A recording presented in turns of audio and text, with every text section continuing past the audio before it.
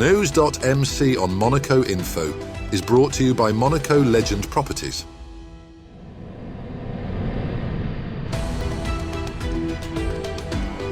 Bringing you news on Monaco's economy, culture, sports and more. Welcome to NEWS.MC, your English rendezvous on Monaco Info. Coming up on NEWS.MC, discover past week's top stories and meet the people who make Monaco. My name is Elena Baronova. I am professor in personalized genomics and anti-aging, and you are watching NEWS.MC on the Monaco Info. What's been making headline in the past week? The annual Princess Grace Foundation Gala was held at New York's Plaza Hotel on October the 29th, celebrating emerging and established talent in theatre, dance and film. Presided over by His Serene Highness Prince Albert II, the 2025 edition highlighted the Foundation's 40-year legacy of supporting the arts. This year, filmmaker John M. Chu received the prestigious Prince Rainier III Award for his achievements and philanthropic impact. Chu, a former Foundation grantee, credited its support for launching his career. A $25,000 grant was also donated to a charity of his choice. The evening paid tribute to Grace Kelly's enduring influence, with over 30 young artists also recognized, continuing the mission to champion creativity and opportunity in the arts. Princess Antoinette Park transformed into a spooky playground on October the 31st as Monaco embraced Halloween in festive style. Children dressed as vampires, skeletons and witches enjoyed costume contests, makeup stands and a candy treasure hunt in a haunted garden atmosphere. The event blended fun with educational moments about All Saints' Day, bringing together families, friends and even costumed adults. Across the Principality, Halloween-themed activities continued with a fairground at Port Hercule, a special game night at the Botanical Centre and sweet-filled celebrations along Rue Princesse Caroline, where the iconic Wednesday dance made a popular return. The 33rd Gala of the Monegasque Sommelier Association took place at the Yacht Club of Monaco on November the 1st, bringing together wine lovers and leading sommeliers for an evening of elegance and exceptional taste. This year's edition featured a prestigious collaboration with the Conseil des Grands Crus Classés en 1855, showcasing 48 legendary bottles, including magnums and a rare Jeroboam from top Bordeaux estates. Michelin-starred chefs from Monaco prepared gourmet dishes to match with creative pairings that explored contrasts in texture and flavor. The evening also included a charity raffle valued at €35,000, underscoring the association's commitment to both refinement and generosity. His Serene Highness Prince Albert II joined world leaders in Cairo on November the 1st for the historic opening of the Grand Egyptian Museum, the world's largest archaeological museum located beside the Great Pyramid. With over 100,000 artifacts on display, including the complete treasures of Tutankhamun's tomb, the $1.2 billion complex is a major milestone for global heritage. Highlights include a statue of Ramses II and the 4,500-year-old Khufu boat. Egyptologists hail the opening as a call to return key antiquities held abroad. His Serene Highness Prince Albert's presence reflects Monaco's dedication to cultural diplomacy and the protection of world heritage. On November the 2nd, over 400 people and their four-legged friends gathered under the Fontvieille Big Top for the second edition of Roqueton, Monaco's solidarity march against animal abandonment. Organised by the Roqueton Association and supported by Her Serene Highness Princess Charlene, who attended with her Chihuahua, the event raised awareness and funds for causes like SPA Monaco. Highlights included a charity dog fashion show, agility games, and a visit from Lion, a Korean activist who helped ban the dog meat trade. With donations aiding shelters across France and Morocco, including cats rescued from the Marseille fires, Roqueton once again united the Principality in the shared goal of showing compassion to animals. Rain didn't stop over 500 runners from taking part in the 48th Larvotto cross-country race on November the 2nd, organised by AS Monaco Athletics. From school children to seasoned athletes, participants tackled a scenic but demanding 6.4-kilometre route along the seafront and even through sand. Newcomers pushed personal limits, while local club members, like the Monaco Run Club, made it a team celebration. On the podium, AS Monaco claimed home victory, with Nathan Girardin winning in 23 minutes and 11 seconds. Now a near half-century tradition, the event proved once again that sport and community spirit thrive in any weather. His Serene Highness Prince Albert II has concluded a 3-day official visit to Paraguay, the first ever by a reigning Prince of Monaco, marking a new chapter in diplomatic and economic relations between the two nations. The visit, which forms part of a wider Latin American tour, underscored the Principality's growing engagement in global environmental diplomacy, sustainable development, and trade cooperation. The sovereign was welcomed with full military honors at Silvio Pettirossi International Airport in Asunción by Paraguay's Minister of Foreign Affairs, Rubén Ramírez Lescano, before paying tribute at the National Pantheon of Heroes, one of the country's most significant patriotic monuments. He was later received at the Palacio de López for bilateral and expanded meetings between Monegasque and Paraguayan delegations.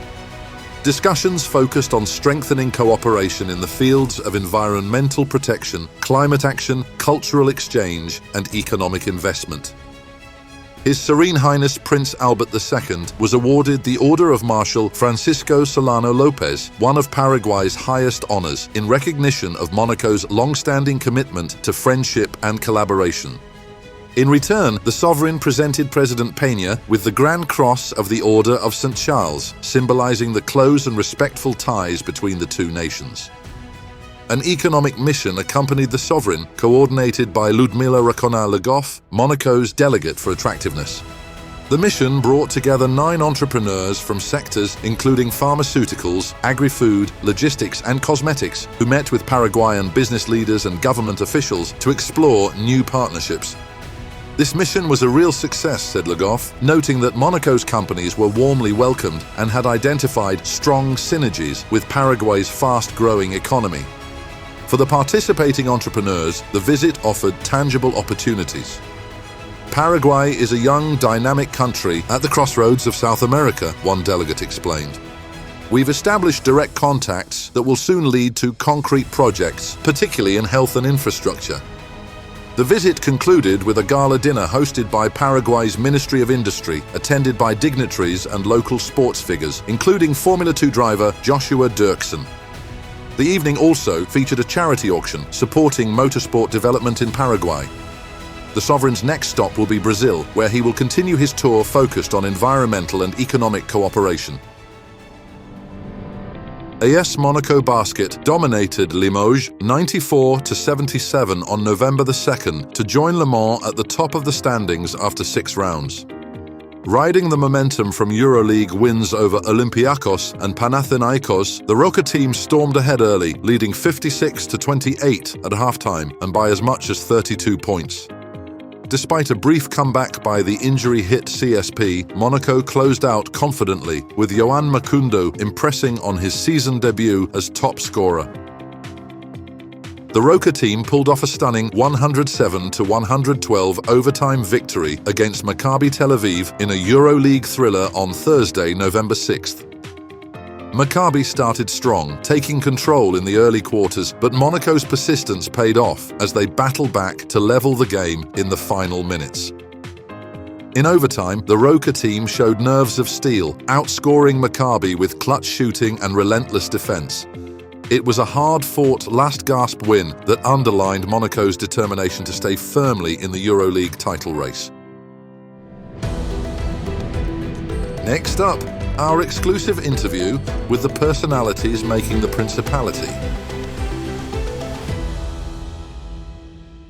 My name is Elena Baronova. I am professor in personalized genomics and anti-aging. I'm originally from St. Petersburg, from the family of 5 generations doctors and famous scientists. I had the chance to study in St. Petersburg and essentially particularly living in my family. And then I've been invited to work in France. It was a very difficult period for Russia. It was in the 90s, and I'm very bad in geography, so I found myself in Clermont-Ferrand. I had just 3 months to learn French and to start to give lectures. But Clermont-Ferrand is the biggest center of world-known endoscopic gynecology, and I had a chance to work the world leaders in this field. My parents are also doctors, so when you're born in it, it's sort of an evidence. My first visit in Monaco was as a tourist. It was in 1997. All was very friendly, all environment was very friendly, very smart. I'm sensitive to it. And also I loved a lot to see the streets, like street of Diaghilev in Monaco. And it was in early spring. And I came from the center of France, and here everything was in blossom, in mimosa. And for me it was like certitude that I have to live there. Why I don't live here? Why? What's wrong with me? You know, that was my question.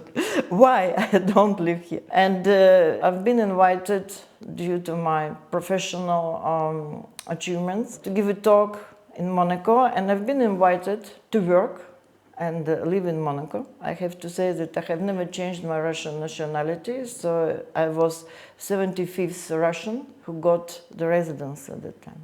I have Monaco in my heart. When I awake each morning here, I'm so happy to see the sea, so grateful to be here. But of course, I love Russia, I'm Russian, and I combine, and I think it's a perfect combination, Russia and Monaco.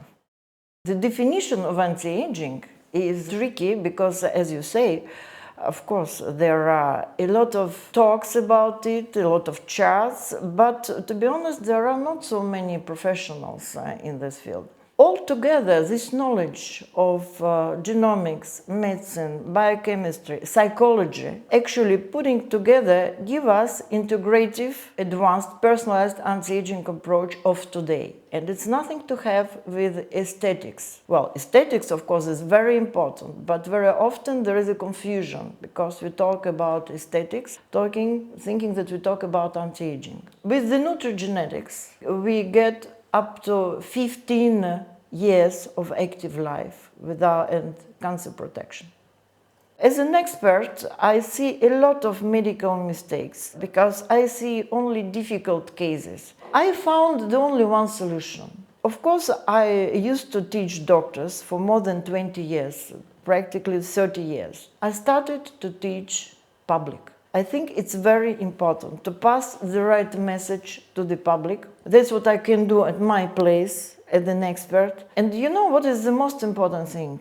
Not what to do, but particularly what you should not do. This is much shorter, more simple to remember. It can be applied at the large scale.